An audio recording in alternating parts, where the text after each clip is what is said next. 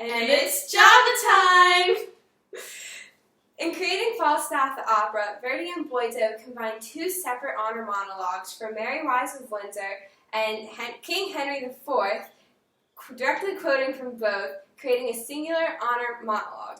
Okay, so basically he took the excerpt from Mary Wives of Windsor when Falstaff starts going on randomly about honor in Act 2 after Pistol comes in and is like, hey, can I borrow like 15 pence, right? And so that's when Falstaff has like asked them to write the letters and they said, no, thank you, I can't do it. And Falstaff just got really aggravated. And you can really see that since, that was the first act and this is the second act and Falstaff is still pretty upset about it.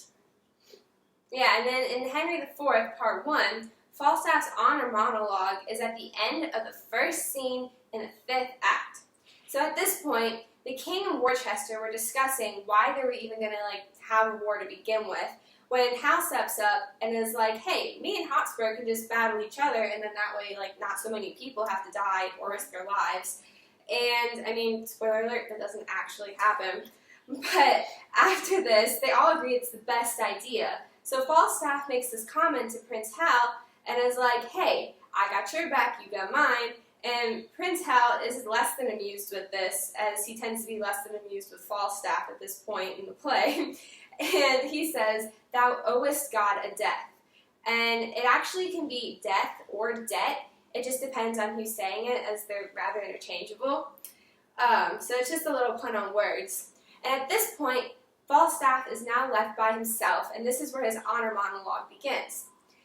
He says that honor pricks him on, or makes him eager, but starts to question the purpose of honor, knowing that he is just about to go into battle. He points out that honor can't physically save anybody and means nothing to anyone once you're dead. He concludes that honor is merely a word, as thin as air, and it means nothing because it means nothing at the end of the day. While Falstaff is the one to bring up honor in this case, it was a common theme throughout Henry IV, mainly brought up by Hotspur. And so the opera is mainly based off of Mary Wives of Windsor, and only excerpts are used from Henry IV. The honor monologue in Mary Wives of Windsor by itself was just too short for the opera, and it left Falstaff's character rather shallow.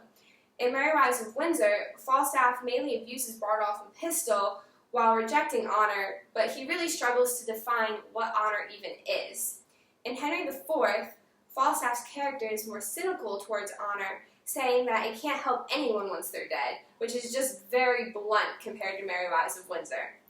In conclusion, while the monologue from Mary Wives of Windsor is used in relatively the same context as the opera, it was necessary to use the honor monologue from Henry IV in order to better define Falstaff's character, as he's now the lead of the opera while he wasn't in the play. Now we're going to listen to the main excerpts from both of the plays and their honor monologues back to back in the order that Verdi and Boito had put them in the opera.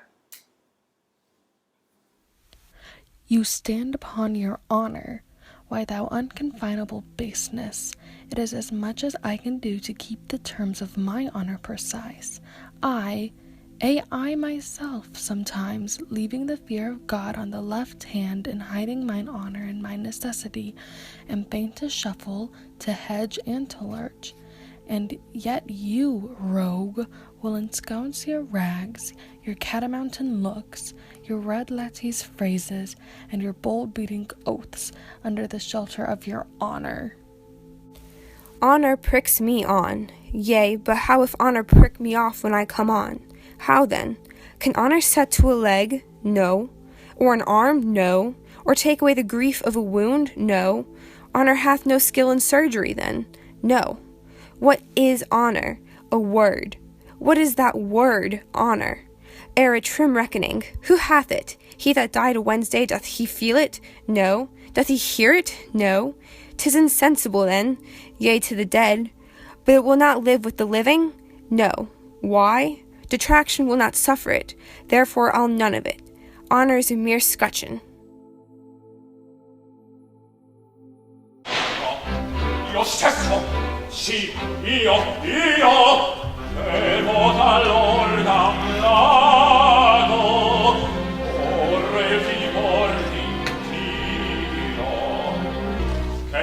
dunque una parola. E c'è in questa parola che della leghevo del costronco.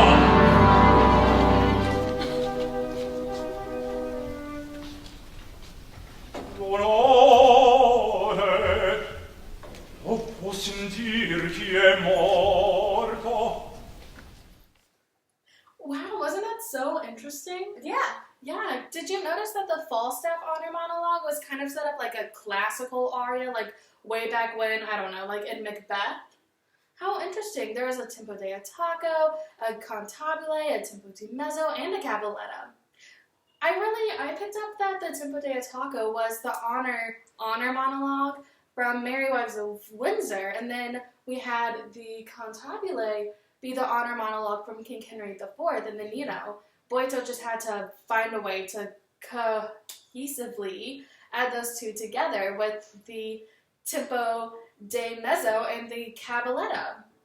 So I found that really interesting. And then there was how they added the direct quotes from the play to the opera, which is just like really impressive on their part because it's so difficult to like go through and make sure everything works correctly. Doesn't that like, are you picking up what I'm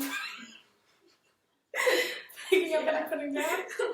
But when we look into the musical portion of that, there were like a bunch of triplets in the honor aria of Falstaff, even though it's in common time, which is, you know, standard 4/4, which really, instead of giving you like a 1, 2, 3, 4, you get a triplet, triplet, triplet, triplet, which is like 3 times the amount. So instead of 4 beats, you have 12, and it's just like, you have now a lot more words that you can say per measure, which is really perfect for Falstaff because he's so, you know, gargantuan and, you know, fat. It's a fat joke. Good job, Verity.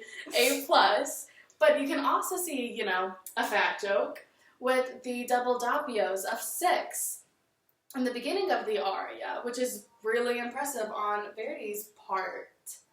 But other than that, the music also like follows Falstaff along with what he's doing. So when he starts to question what Honor can physically do, he's like, oh, can Honor fix a broken leg? There's no music at all, completely a cappella. And so it's basically the music saying, you know what? I don't have any evidence for this. This is not tangible. This is like, there's nothing here that proves this.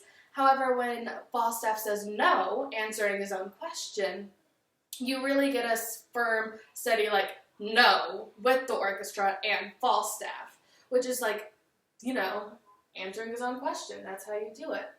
And then after Falstaff is like, oh, Honor is just air, you have the flutes and the piccolo just aerially up in the treble clef way on up there, just giving a soft little airy sound, which is exactly what Falstaff just said. And then as Falstaff continues to develop his thoughts, the music follows along, and eventually, when he goes back to Bardolfo and Pistol and starts yelling at them again, you get a key signature change from F major to back to C major, which is what the aria started in. So we've really come full circle in the whole aria.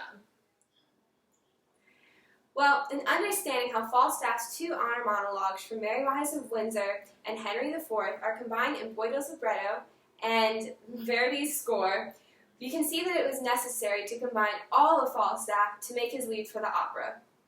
We hope you enjoyed this episode of Java Time with Jenny And Tony. See you next time!